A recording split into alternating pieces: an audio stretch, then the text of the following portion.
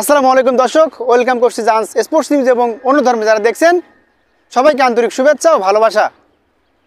চলছে ছাগল বনাম ওয়েস্ট ইন্ডিজ, ছাগল বলে ফেললাম, বাংলাদেশ বনাম ওয়েস্ট ইন্ডিজের 2 ম্যাচ টেস্ট সিরিজের প্রথম টেস্ট। বাংলাদেশ টেস্ট হারবে কনফার্ম, টেস্ট হারাটা স্বাভাবিক। ইন্ডিয়ার কাছে, দক্ষিণ আফ্রিকার কাছে ঘরের মাঠে ওয়েস্ট ইন্ডিজের মাটিতে বাংলাদেশ ক্রিকেট দল, ফারুক আহমেদের নতুন ক্রিকেট বোর্ডের ক্রিকেট দল টেস্ট ম্যাচ যে হারবে সেটা বলার অপেক্ষা রাখে না।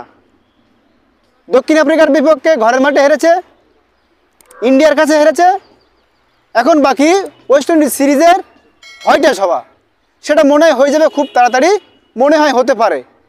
দর্শক, টেস্ট ক্রিকেট না, টেস্ট ক্রিকেটের একজন ক্রিকেটার, কিংবদন্তি ক্রিকেটার আমি মনে করি, আমি ছোটোবেলা থেকে যে ক্রিকেটারকে দেখে আসছি, ওয়েস্ট ইন্ডিয়ান্সের একজন ফাস্ট বোলার, এই সিরিজে আছেন তিনি কেমা রোচ। 7 কি 8 নম্বরে ব্যাটিং করতে নামেন, একজন মূলত ফাস্ট বোলার। সেই ফাস্ট বোলার প্রথম ইনিংসে যে বলগুলো তিনি খেলেছে, মোকাবেলা করেছে বাংলাদেশের বোলারদের, বাংলাদেশের 4 জন ব্যাটসম্যান, 2 ইনিংস মিলে 4 জন ব্যাটসম্যান, মাহমুদুল হাসান জয় এবং জাকির হাসান, 2 ইনিংসে 4 জন ব্যাটসম্যান, মানে 2 জন ব্যাটসম্যান 2 ইনিংসে 4 জন বলছি আমি, তারা সবাই মিলে এই বলটা খেলতে পারেনি। টেস্ট ক্রিকেটে আমরা কোথায় দেখতে পারি বাংলাদেশ দলকে?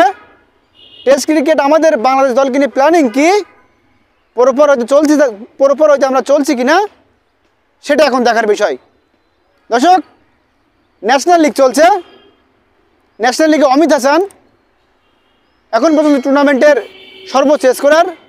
এবং আর একটা ভিডিও আপনাদের সাথে আমি শেয়ার করেছিলাম, 2011-12 মৌসুমে ফরহাদ হোসেন ফার্স্ট ক্লাস ক্রিকেটে 575 রান করে 15 উইকেট নিয়ে টুর্নামেন্ট সেরা হয়, ম্যান অফ দ্য ম্যাচ হয়। ফরহাদ হোসেনরা বাংলাদেশ জাতীয় দলে ডাক পায় না, জাতীয় দলের সুযোগ পায় না, জাতীয় দলের ক্যাম্পে যাতে রাখা হয় না, এটা আমাদের টেস্ট ক্রিকেটের বর্তমান অবস্থা। আমি একটা জিনিস জানি না, আমি গুগলে সার্চ দিয়ে দেখছিলাম, যেহেতু গভীর রাতে খেলা হচ্ছে বাংলাদেশ দল, আমি পুরো খেলা দেখতে পারি নাই, খেলা দেখতে কিন্তু ঘুমাই গেছিলাম। বাংলাদেশ দল দ্বিতীয় ইনিংসে, আমি যদি ভুল না করে থাকি, 270 রানে 9 উইকেটে ডি ক্লিয়ার দেয়। এই যে ডি ক্লিয়ার দেওয়ার মানেটা কি, যদি কেউ আমাকে জানেন একটু কমেন্ট করে প্লিজ জানাবেন। দর্শক, যেমনটা বলছিলাম, কেমা রোচ প্রথম ইনিংসে 144 বলে 47 রানের এক দুর্দান্ত ইনিংস খেলে। ওই সময় লোয়ার অর্ডারে কেমা রোচের মধ্যে একজন ক্রিকেটার, একজন ফাস্ট বোলার 144 বলে 47 রানের একটা ইনিংস খেলে। দ্বিতীয় ইনিংসে এই কেমা রোচ 27 বলে 12 রানের একটা ইনিংস খেলে। আমাদের জাকির আলী অনিক, জাকির হাসান, মাহমুদুল হাসান জয়, সাদাত হোসেন দীপু, তারা কি করে ভাই? তারা বাংলাদেশ টিমের opening batsman, top order batsman. তাদের ভূমিকা কি? তাদের ভূমিকা থাকা দরকার, তাদের রোলটা কি বাংলাদেশ ক্রিকেট দলে? সাদাত হোসেন দীপুরা কোথায় পারফরমেন্স করে? সাদাত হোসেন দীপুরা কোন সেক্টরে পারফরমেন্স করে? জাতীয় দলের রাউডারে থাকে, জাতীয় দলে খেলে, জাতীয় দলে ডাক পায়। ক্রিকেটকে যারা দেখেন, বাংলাদেশ ক্রিকেটে যারা দেখেন, বাংলাদেশ ক্রিকেটে যারা ফলো করেন, তারা নিশ্চয়ই বলতে পারবেন সাদাত হোসেন দীপু কোন প্রসেসে ওয়েস্ট ইন্ডিজ সিরিজে। অমিত হাসান ন্যাশনাল লিগে টপ স্কোরার হয়ে, ইমরুল কায়েস ন্যাশনাল লিগে টপ স্কোরার হয়ে জাতীয় দলের সুযোগ পায় না, জাতীয় দলে খেলে না। সাদাত হোসেন দীপু কে বা কারা, কাদের ইশারায় এই সাদাত হোসেন দীপুরা টেস্ট স্কোয়াডে থাকে? জাকির আলী অনিক উইকেট কিপার ব্যাটার, ভালোভাবে কিপিংও করতে পারে না, বল ধরতে পারে না, তাদেরকে আপনি জাতীয় দলে রাখেন, তাদেরকে আপনি জাতীয় দলে খেলান। এসব অযোগ্য মানুষকে যখন আপনি জাতীয় দলে খেলাবেন, তখন আমার মুখ দিয়ে ছাগল কথাটা বেড়ে আসতে পারে।